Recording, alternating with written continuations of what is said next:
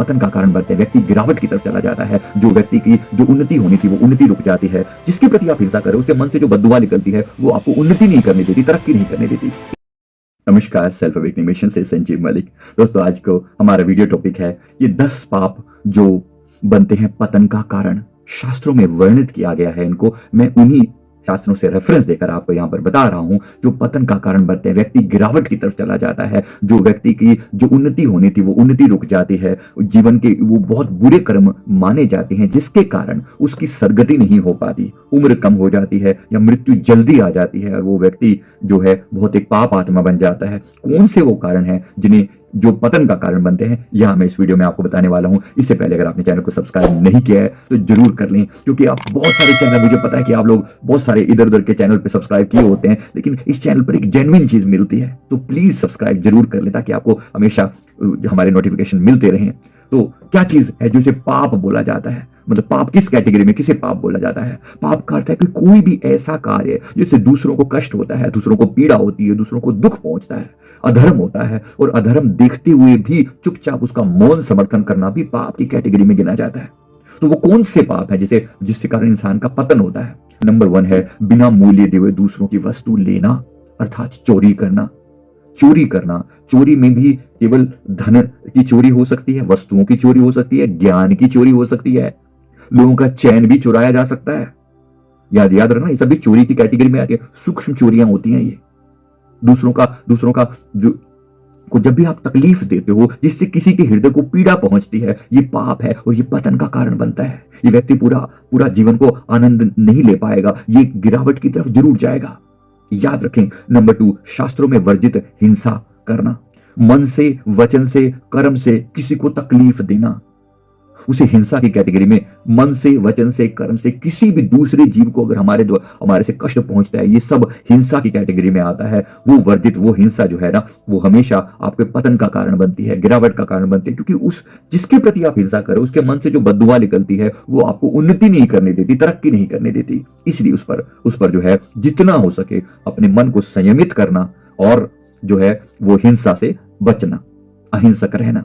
Number 3, पर स्त्री गमन या पर पुरुष गमन। इसका मतलब दोनों यही है कि जितना हो सके संसार की मर्यादा में रहना। एक स्त्री और पुरुष दोनों को विवाह के बाद पूरी तरह मर्यादा में रहना। तो विवाह से पहले भी, इसका मतलब गलत मत समझ लेना, इसका अर्थ यही है कि जितना हो सके मर्यादा में रहना। आजकल ये सारी मर्यादाएं लोग तोड़े जा रहे हैं। अभी मैंने किसी सर्वे में पढ़ रहा था कि लगभग कोई 100 लोगों पे उन्होंने सर्वे किया, तो उन्होंने कहा कि 60 लोगों ने यह कबूला कि उनके एक्स्ट्रा मैरिटल अफेयर हैं, शादी के बाद भी संतुष्ट नहीं है।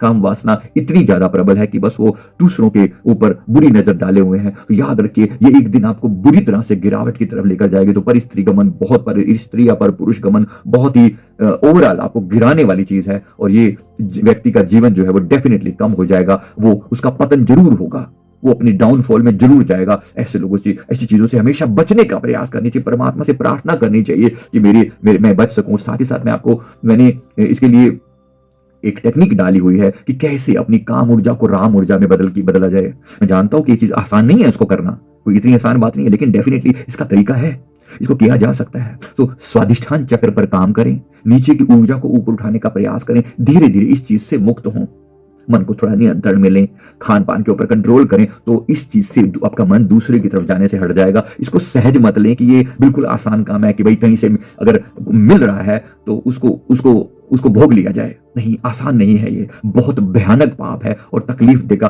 किसी को चीटिंग करोगे तो चीटिंग आपके साथ होगी। मैं एक पास्ट लाइफ रिग्रेशन थेरेपिस्ट हूं, तो इस चीज के ऊपर मैंने बहुत विस्तार से बोला हुआ है। आपने मेरे बाकी वीडियोस देखे हैं तो जरूर देखिए।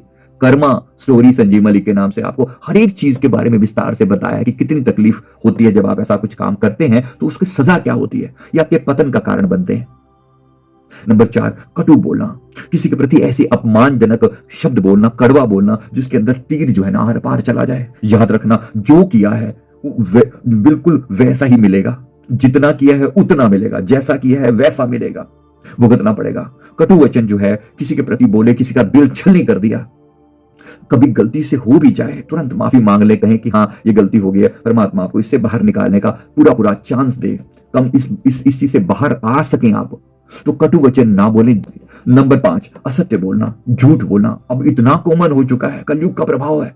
भयंकर प्रभाव है। तो क्या करें?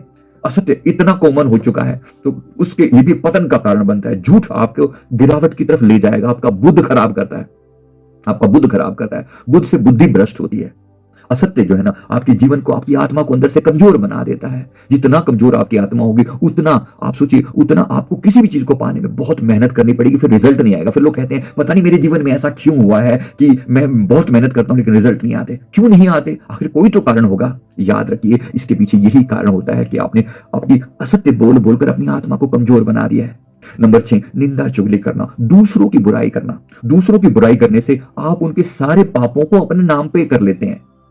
जो पाप दूसरों ने किया है आप उनकी उस बात की बुराई करके वो पाप अपने नाम लिखवा लेते हैं। ये बिल्कुल फालतू चीज है। जो जैसा है भाड़ में जाए, आपको क्या लेना देना। It's as simple as that. दूसरों की बुराई करना, उसके कर्मों को अपने ऊपर ले लेना, ये आप क्यों करोगे? बेवकूफ हो क्या?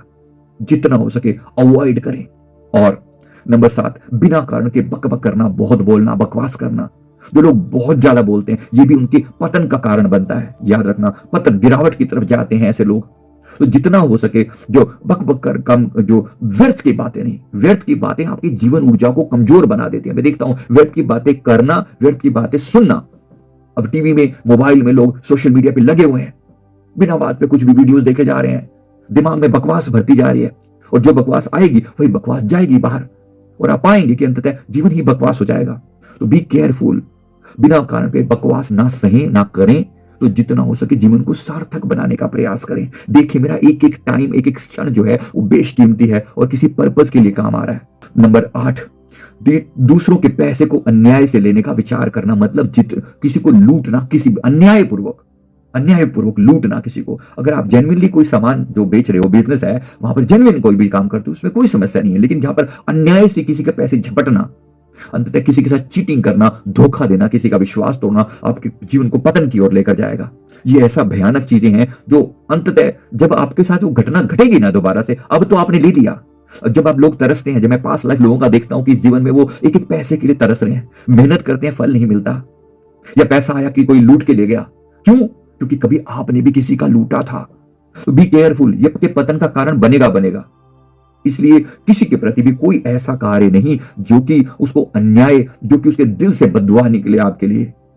ध्यानपूर्वक। नंबर 9, दूसरों के का अनिष्ट चिंतन करना, दूसरों का बुरा सोचना, किसका बुरा हो जाए। अनिष्ट चिंतन करने से भी एक दिन आप उसकी बुराई करने, आप उसका बुरा सोचेंगे, एक दिन बुरा करने भी लग जाएंगे।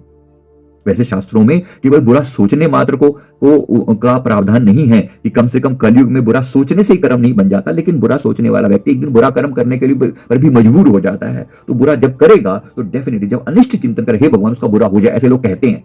और जब आप ऐसा कुछ बुरा करते थे, आजकल बड़ा कॉमन है कि ब्लैक मैजिक कर दो किसी के ऊपर, उसकी बुद्धि को भ्रष्ट कर दो, उसकी तकलीफ दे दो, उसको सीधे तो नहीं वो पाप दिखता, लेकिन इतना भयानक है, अनिष्ट हो जाए किसी का। और नंबर 10 जो है वो नास्तिक बुद्धि, परमात्मा पर भरोसा ही नहीं। ये भी कहीं ना कहीं आपको पतन की ओर ले जाता है, क्योंकि अगर आप कनेक्टेड नहीं है परमात्मा से, सुप्रीम से कनेक्टेड नहीं है, तो जीवन में शुभ कर्म लंबे समय तक नहीं चल पाएंगे। जो व्यक्ति कनेक्टेड है, जो वो सत्कर्म करेगा, परमात्मा उसको सदप्रेरणा देता रहेगा। जो कनेक्टेड नहीं है, जो नास्तिक है, वो नास्तिक बुद्धि एक दिन उसको पतन की ओर ले जाएगी। इसलिए जहां तक हो सके परमात्मा पर आस्था रख पाए, अपनी आत्मा पर विश्वास रख पाए। धीरे धीरे समझ में आते हैं। मैं नहीं कह रहा हूं कि आप किसी पर झूठा विश्वास रखें, समझ में आता है। एक बार आप परमात्मा के साथ कनेक्ट होते हैं तो आपको पता लगता है। तो इसलिए जहां तक हो सके ये जो 10 बातें बताई हैं, इसका पालन करने का पूरा प्रयास करें। उम्मीद करता हूं वीडियो आपको जरूर अच्छा लगा होगा। वीडियो लाइक करें, कमेंट करें, चैनल को जरूर सब्सक्राइब कर लें। Thank you very